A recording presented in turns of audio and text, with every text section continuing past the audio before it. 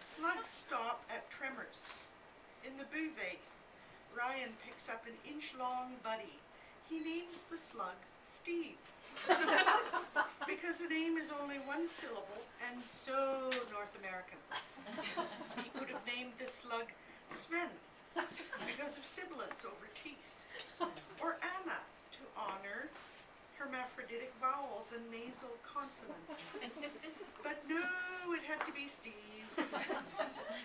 I want Ryan and Robin and Julie to read a story I have for them about kin, about Hamana, who was hermaphrodite. Julie says she will read it just to pacify me and get the thing done.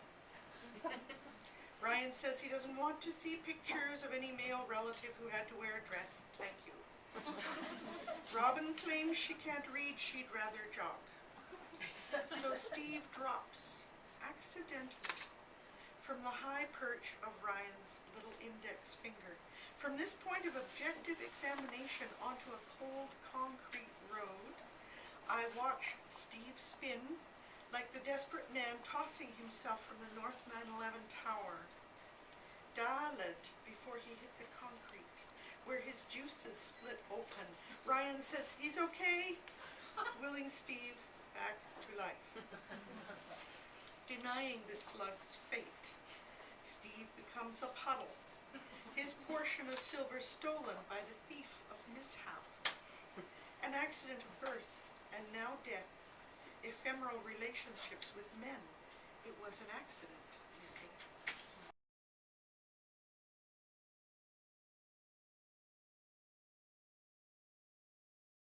Yomo, midwife, ties the May chill inside a wool scarf.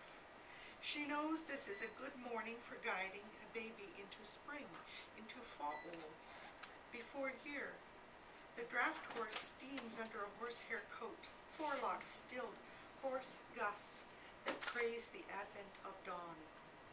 Yomo wants to gallop with the horse into the sunrise shadows.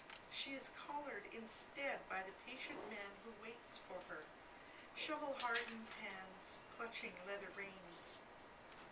Yomo will go with him away down the road as they pass the Mosen, the Frislel bog, then demand that he stop for ceremony. The light below the horse's hooves, a tinsel road of slugs. The bog levitates a quiet Albad, this place where the dead rise from peat, burials uneasy, resurrected as spectral reminders of sacrifice. Yomo inhales the breath of the newest bush leaves, considers the bracken unborn, scents the peculiar greenspeak of bog. Gases rise like outstretched palms of tender guidance that she will need this day. 7 inhalations of its life and 7 inhalations of its gas.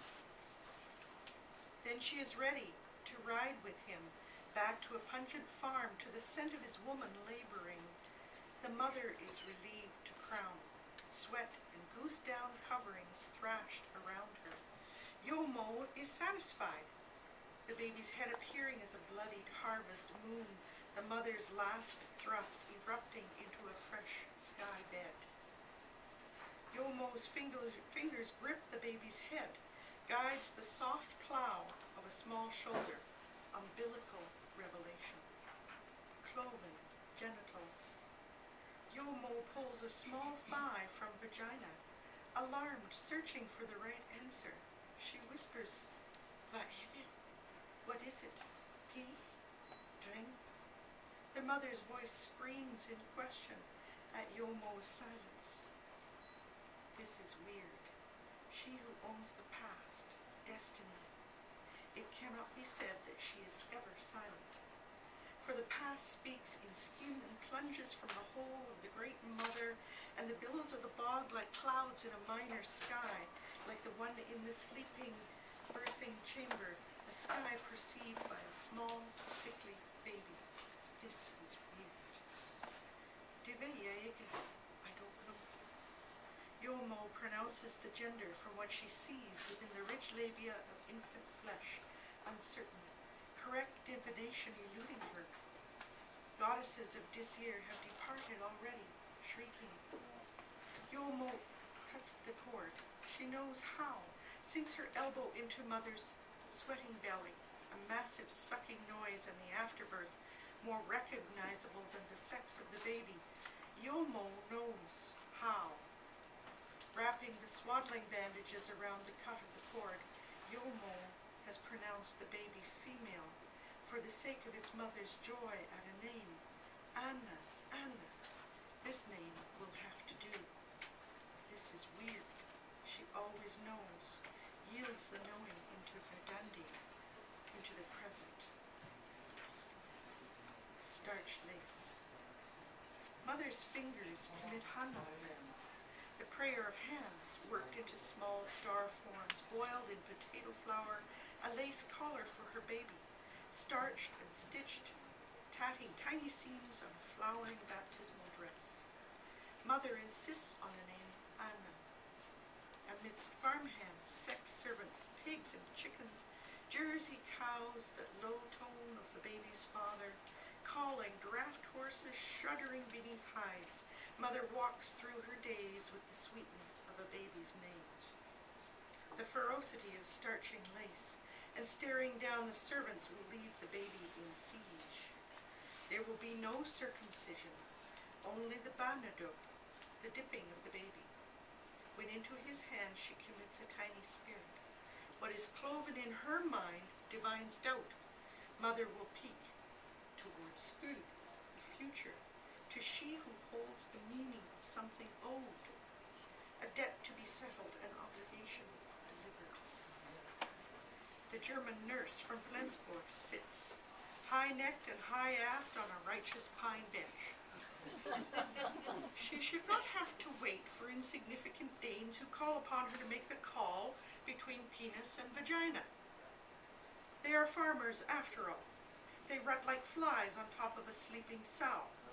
She wants to yell at them. You watch the cows, the pigs, the dogs rut, and you Danes do it like the animals you are. The Danish mother is widowed now, her husband dead from cancer in the moon of seeding. She clutches the hand of a small girl in a woolen dress, a stiff lace collar yoking her little neck. Anna walking, this small girl feathered with honey hair, shying from the nurse like a horse from the scent of a wolf. The high-necked nurse commands the mother to remove the toddler's clothing. The child shivers and stares, pulls hard to retrieve the lace yoke, fallen like spite on a rug. Nurse examines the child's genitals, strokes the clitoral penis, comparing it with the size of her own finger, cups the small balls, looks into the crystal veins, reads the roundness of possibility. And the yes or no they have all sought is forlorn, weak, it crawls, hermaphrodite. Mother raises her chin to the Latin that promises a moan of joy against the opening name of a goddess. Beyond the harsh consonants of German, the guttural Danish. For Dandy spreads her green legs, scents up the nurse's office with a must of desire. Latin promises a way for a mother to imagine school or fault. Min school, hans school, vår school. No one's fault. Verdandi dances, legs pounding, toes impressing the horsehair rug. Anna watches the motion of indentations in the rug, presses her own toes into the dancing hollows before they disappear. Hermaphrodite. The nurse says there's nothing to be done. Mother will disguise her girl, her pea, in white linen collars, cottons, sew dresses, sweaty stockings. For mucking about the farm, Mother sees wooden shoes, tresco, the shoes of trees. Anna, the hermaphrodite, will wear them as soon as she stops the plie in sunbeams. Decisions land like the trust of feet to wood. Mother has promised her dead husband to guard Anna because she is not like the other children. School will wait and watch for Verdandi's dance to slow, collect on the promise, settle the debt, deliver on obligation.